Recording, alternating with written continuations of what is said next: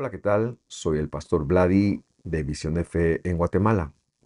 Quiero agradecerle su sintonía a este video de las porciones semanales del Pentateuco, que es nuestra respuesta al llamamiento apostólico a compartir la escritura, especialmente a Moisés, en Hechos capítulo 15. Si todavía no se ha suscrito a nuestro canal, le invito a hacerlo y por supuesto, también que pueda visitar nuestras listas de reproducción en donde encontrará muchos otros videos que seguramente le edificarán. Aprovecho también para invitarlo a seguirnos en nuestras redes sociales de Facebook, X, Instagram y TikTok. Espero que este video sea de edificación para usted.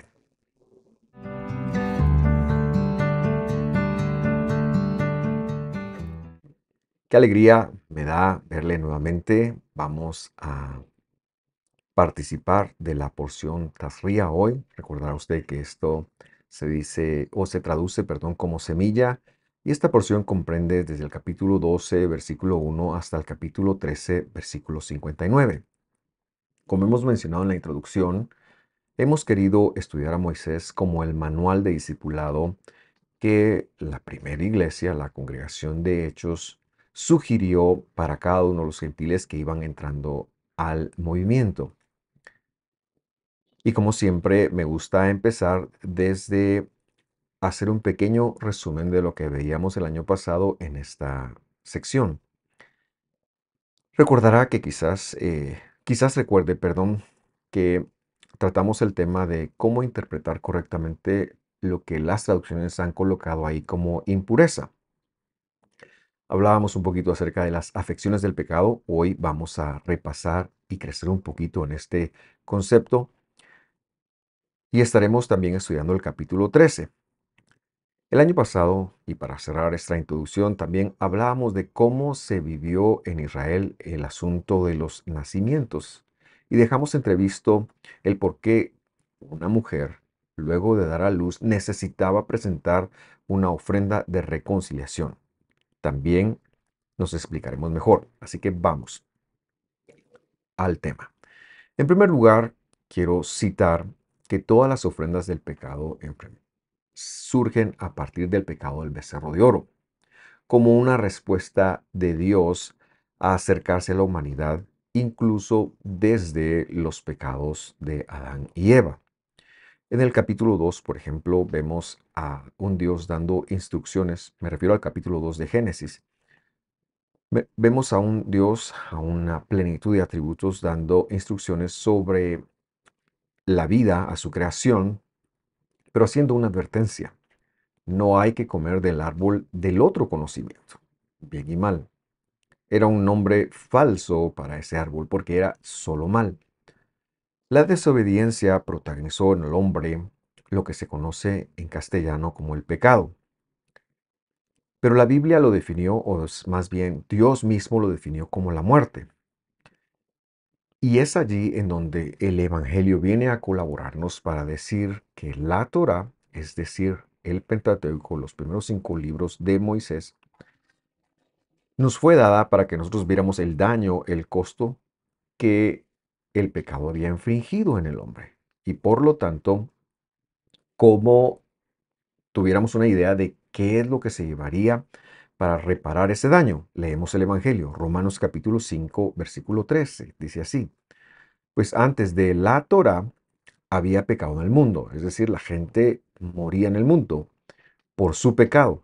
Antes de la Torá había pecado en el mundo y la gente moría. Pero el pecado no se contabiliza, dice, cuando hay ley. Y esto lo que quiere decir es que la Torá viene para establecer cuál es el daño que se había hecho. Esta afectación, que le hemos llamado desobediencia y que produce muerte, entonces se empezó a contabilizar a partir del Sinaí y tiene que ver con 3 distintos rubros. En castellano eso se conoce como pecado, pero tenemos que ser un poquito cuidadosos cuando vamos al hebreo bíblico, porque el hebreo bíblico tiene 3 palabras, es decir, nuestra desobediencia a Dios produjo un efecto tripartito en nosotros, o un efecto de 3 vías, voy a llamarle. En primer lugar, nos despertó la rebeldía o rebelión. Nuestro ser fue contaminado para entrar en rebeldía hacia lo que Dios dijera, hacia los mandamientos de Dios. Es decir, a la vida como Dios la veía, a lo correcto, a la justicia, simple y sencillamente porque el pecado había engendrado la muerte en nosotros. El Evangelio es muy claro acá cuando dice que nuestra carne es lo que se resiste a su palabra. Ese es la, la primera afectación. La segunda es lo que en hebreo se conoce como hatá, pero que han traducido como pecado. Ahora bien, el concepto castellano de pecado encierra las tres, rebelión, hatá y la tercera que voy a mencionar. Pero esta segunda afectación hatá, que repito, muchas veces traducen como pecado, sí habla de algo específico. En sí es errar. Como se ha dicho, errar es de humanos, fallar a la marca, y de hecho si usted lo busca en la Biblia le va a dar ese concepto. Pero también tiene que ver con algunos pecados que tenemos en nuestras relaciones interpersonales. Repito, en la Biblia esto se conoce como hatá, pero lo han traducido como pecado o como ofrenda por el pecado. Pero lo que tenemos que entender es que pecado es la rebeldía, pecado es el hatá, que es lo que también se traduce como fallar la marca, y pecado es una tercera afectación que en hebreo se conoce como tamé y que es lo que han traducido como impureza. Pero que lo que significa tamé es estar inhabilitado con respecto de Dios y con respecto de su santidad. Y este es el tema de esta porción y de la próxima porción, cómo esta tercera afectación buscaba, separaba, quebrantaba al humano. En el orden del Evangelio, estos tres aspectos son el resultado de la desobediencia a la palabra de Dios. Y cuando ha enseñado que estamos destituidos de la gloria de Dios, es porque estos tres aspectos nos incapacitan para pertenecer a la gloria de Dios. Por lo tanto, cuando una mujer, y aquí queremos hablar de por qué la mujer entonces tenía que ofrecer una ofrenda, vale la redundancia, de reconciliación al dar a luz. En este sentido, cuando la mujer transmitía su sangre para alimentar a la criatura que estaba siendo concebida en su cuerpo, y recordar que la sangre es donde está la vida y por ende la vida temporal y por ende el pecado, y trae otro ser y le transmite eso, le está heredando la humanidad, es decir, la naturaleza pecaminosa. Esto lo habíamos dejado en el tintero el año pasado.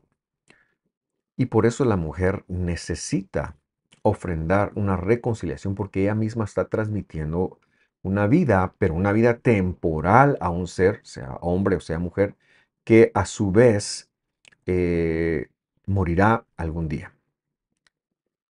Vamos entonces ahora, después de haber aclarado esto, a la lectura del capítulo 13 para seguir ahondando en nuestro tema. Nuestros temas son las inhabilitaciones, o sea, lo que han traducido como impurezas, pero que son inhabilitaciones con respecto de la santidad.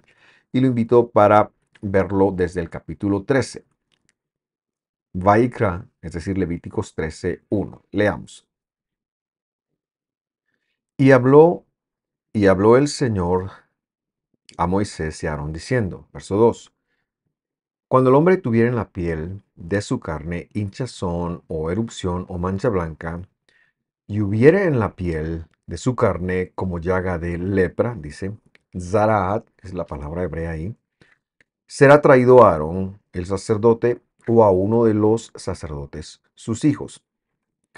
Lo primero que tenemos que notar acá, entonces, es el aparecimiento de una afección cutánea. Esta puede ser por una hinchazón o una erupción o bien una mancha blanca. Y luego, estas tres se explican en un concepto desconocido para el creyente del siglo XXI. pero que la traducción le da el nombre de lepra. Ahora, tenemos que aprender a diferenciar la lepra de esta afección que llamaremos Zaraat, que era una enfermedad en la piel, fuera por hinchazón, fuera por erupción o bien por una mancha blanca.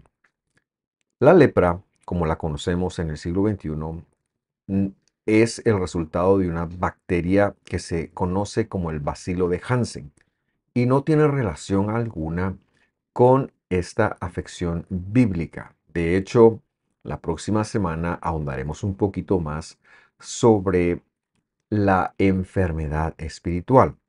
Pero esta enfermedad, para regresar a nuestro tema, cutánea, bíblica, entonces conocida como Zaraat, tenía que ver con los tres síntomas que hemos descrito y era el resultado de un problema o un asunto espiritual.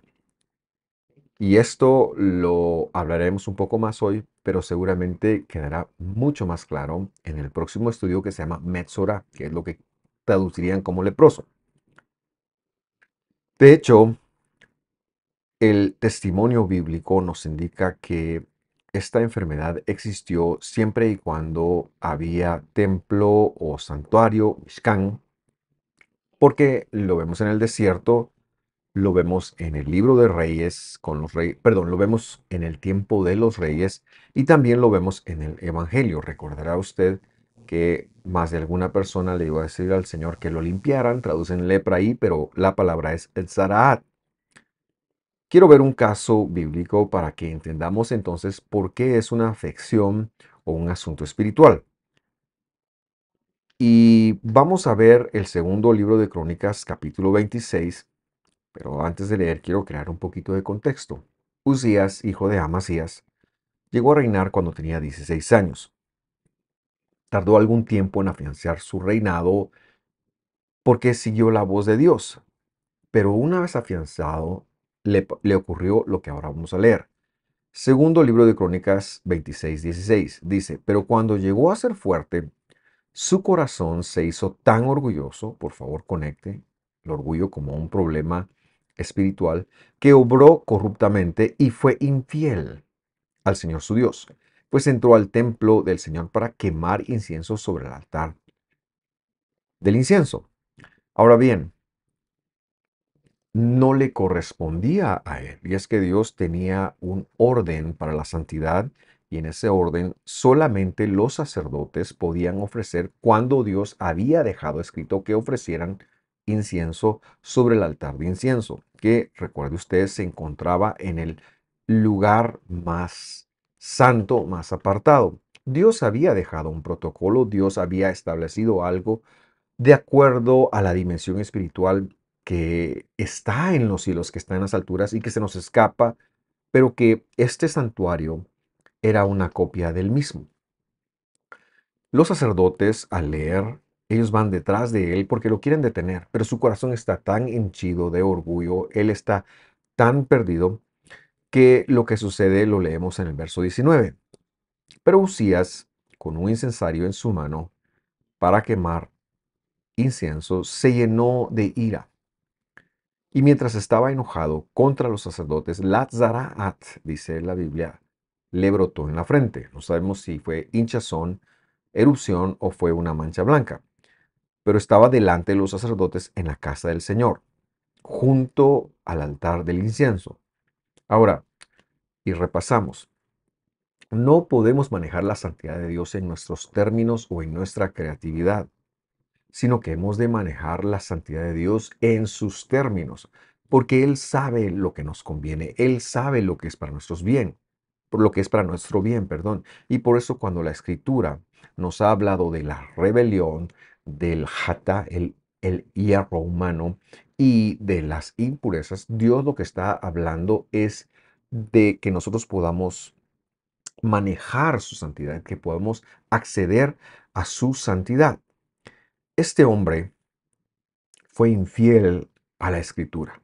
Él estaba queriendo manejar la santidad de Dios desde un uso común que no le correspondía. En la escritura esto se conoce como profanar. ¿Qué quiere decir profanar? Profanar quiere decir volver común a lo que es santo. Y recordemos que esto, desde la perspectiva de Dios, no se debe hacer. Otro caso que también es muy famoso y sonado se encuentra en Números, en donde la hermana de Moisés, Miriam, pecó blasfemando contra su hermano debido a la esposa porque a él no le parecía. Lo criticó abiertamente y Dios entonces le dio un toque de Zaraat para que ella pudiera reflexionar sobre lo que estaba haciendo. Regresamos entonces a la escritura de nuestra porción Levítico, es decir, Vaikra 13:3. Pero antes de leer, recordamos que el contexto ahí nos habla que cuando se detectaban este tipo de síntomas en una persona, entonces era necesario que el sacerdote lo examinara y esta persona debía ser traída entonces a Aarón o a uno de sus hijos. Es curioso que no le llevaran al doctor sino a un sacerdote. Y esto confirma lo que hemos dicho anteriormente, que esta era una condición espiritual más que una lepra, como se lo tradujo. Era un problema espiritual, era una enfermedad espiritual. El versículo 3 entonces nos dice lo siguiente. Y el sacerdote mirará la llaga en la piel de la carne. Si el pelo en la llaga se ha vuelto blanco y pareciere la llaga más hundida que la tez de la carne, llaga de Zaraat es. Y el sacerdote le reconocerá, es tamé, inhabilitado.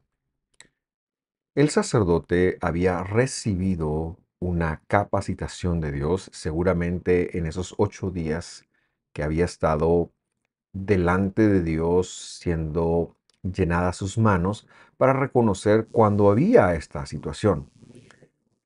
Y luego él declaraba algo, esta persona es un inhabilitado.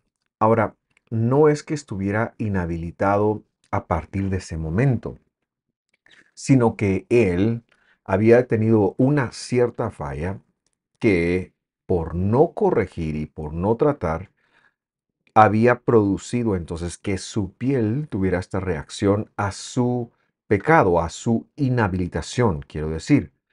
Lo que el sacerdote está haciendo es que él está reconociendo una condición que seguramente ya lleva un tiempo así y que no ha tratado y que no ha rendido de parte del Señor. En otras palabras, podemos decir que este era un caso de misericordia para que el afectado pudiera hacer un alto, pudiera hacer una reflexión en su vida y pudiera confesar sus pecados. Y cuando tenemos situaciones adversas en la vida, esto sería una buena disciplina que echáramos a andar, que pusiéramos en práctica. Esta persona entonces estaba oficialmente, cuando el sacerdote ahora sí lo pronunciaba, estaba oficialmente inhabilitado y no podría, su primer consecuencia, habitar en comunidad. Tendría que salir del campamento. Y todo el tiempo, era una condición temporal, pero todo el tiempo que estuviera con su piel así, trabajando sus pecados espiritualmente afuera, tendría que permanecer afuera de la comunidad. Era una consecuencia entonces que, por ejemplo, sus relaciones afectivas se verían interrumpidas.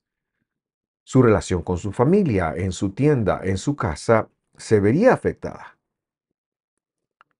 Pero también es cierto que a partir de ese momento tendría más tiempo para enfocarse en hacer un retorno de sus pecados hacia Dios, en volverse a Dios, en confesar sus pecados. Y yo le invito a usted para que en nuestras oraciones podamos incorporar esta disciplina, para que éstas lleven más contenido de rendir nuestro corazón a Dios, de confesar nuestros pecados, que la petición que casi siempre buscamos a Dios cuando necesitamos algo. Ahora, no solo la situación personal era un problema, es decir, las relaciones afectivas, familiares o de amigos, pero también esta persona perdía la capacidad de entrar al santuario a ofrecer sus sacrificios, a ofrendar, a buscar el perdón. ¿Por qué? Porque había tenido eso antes, pero no lo había aprovechado. Entonces no podía acceder a la santidad de Dios. Y eso también era un eh, resultado, pero quiero decir, más que resultado, quiero decir que era una consecuencia de estar afuera y para que él pudiera específicamente enfocarse en eso y en ese tiempo,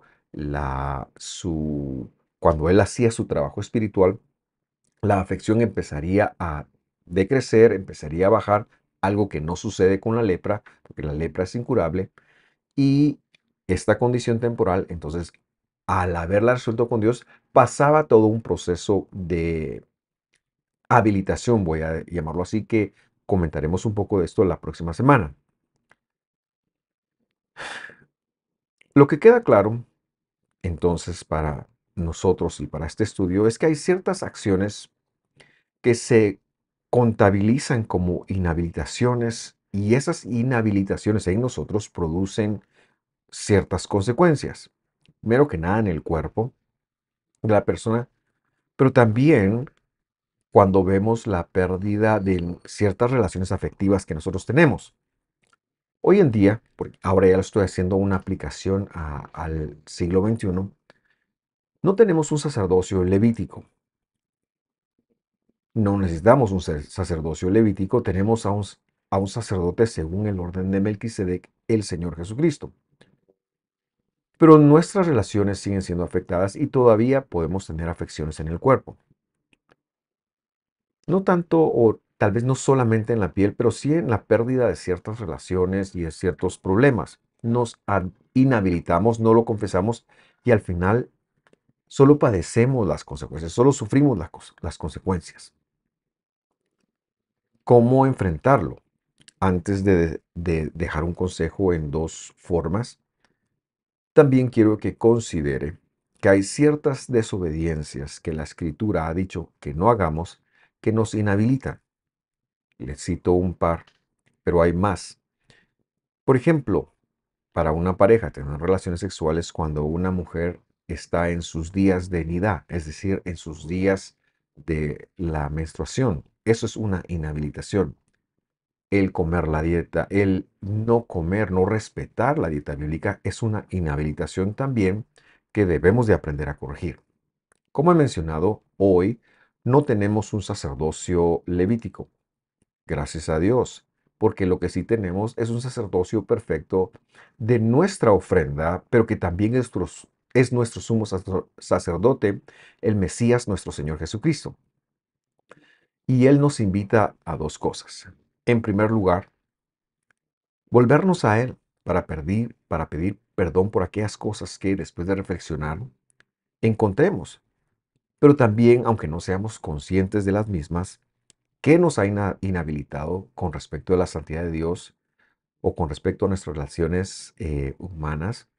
Pero si vemos los síntomas, reconozcamos que tenemos entonces que hacer el trabajo espiritual y volvámonos a Él, porque Él es misericordioso y porque Él puede poner fin y quebrantar cada afección que vivamos en la vida.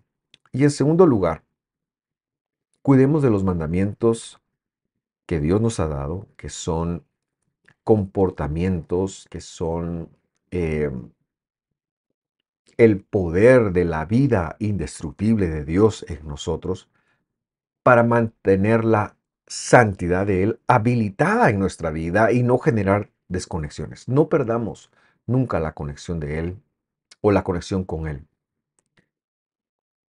Este tema es muy interesante y seguramente seguiremos hablando el próximo año, pero yo también quiero invitarle a sintonizarnos la próxima semana para que usted vea cómo lo ampliaremos. Gracias por sintonizarnos. Estamos muy contentos de que haya podido acompañarnos y estamos contentos de que eh, esté sintonizando. Si quiere compartir, si tiene alguna duda, por favor háganoslo saber en algún comentario. Nuevamente gracias, que Dios lo bendiga. Nos vemos la próxima semana. Hasta pronto.